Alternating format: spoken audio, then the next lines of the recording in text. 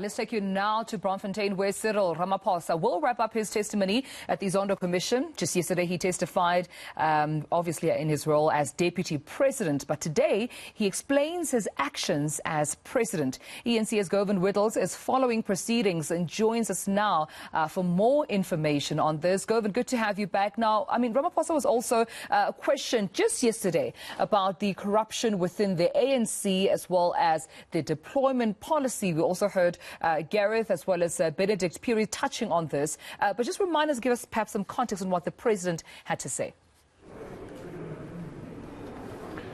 That's right. Good morning. He was talking about corruption within the ANC and how it crippled the party, how he became aware of this shadow network linked to the Gupta family that was essentially governing the country through covert methods and subverting the ANC's processes.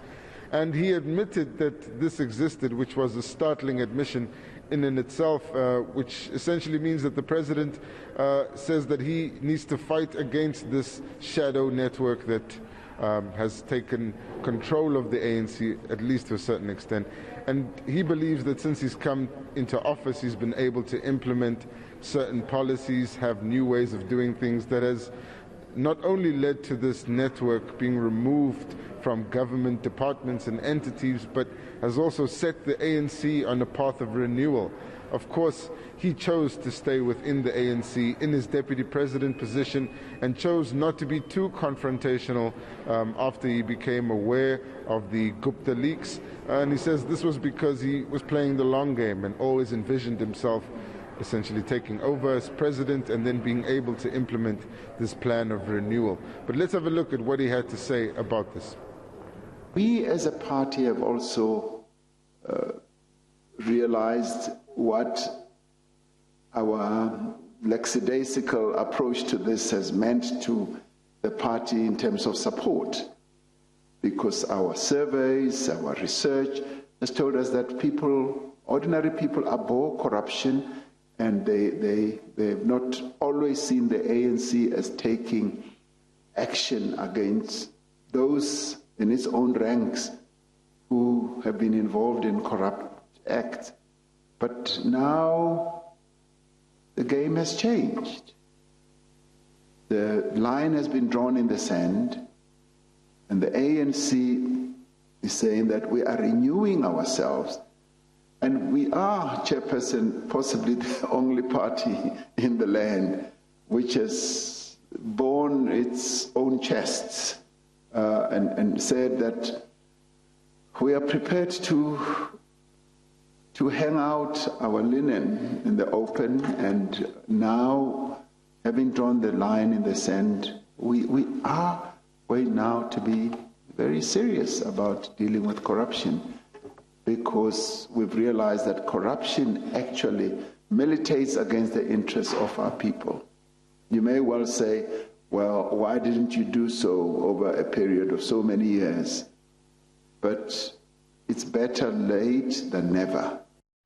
Yeah, the president there saying, Govan, better late than never. I suppose today is another day for that testimony to continue. I understand starting at 9 a.m., if I'm correct.